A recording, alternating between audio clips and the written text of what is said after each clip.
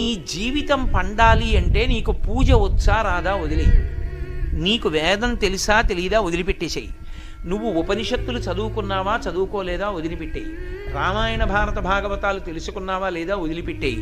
దక్షిణామూర్తి యొక్క మూర్తిని చూస్తూ కూర్చోవడం నేర్చుకో. అదొక్కటి నేర్చుకో చాలు.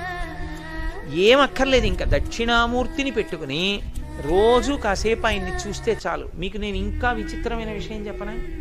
సంటి పిల్లలు కొంచెం కొంచెం పెరిగి పెద్దవాళ్ళు అవుతున్నప్పుడు ఇంట్లో అందమైన దక్షిణామూర్తి విగ్రహం ఉండి, విగ్రహం అంటే ఫోటో కనీసం ఉండి, పిల్లలు కాసేపు దాని వంక చూడడం అలవాటైతే మీరు చూడండి, నేను యథార్థం చెప్తున్న, పెద్దలు నిర్ణయం చేసింది.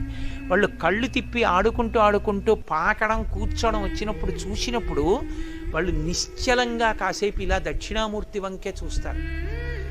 పిల్లలు చిన్నతనంలో దక్షిణామూర్తి వంక అలా ఎదురుగుండా కూర్చుని చూస్తే రెండు ఫలితాలు వస్తాయి. అపమృత్యు దోషం పోతుంది, సరస్వతి కటాక్షం కలుగుతుంది.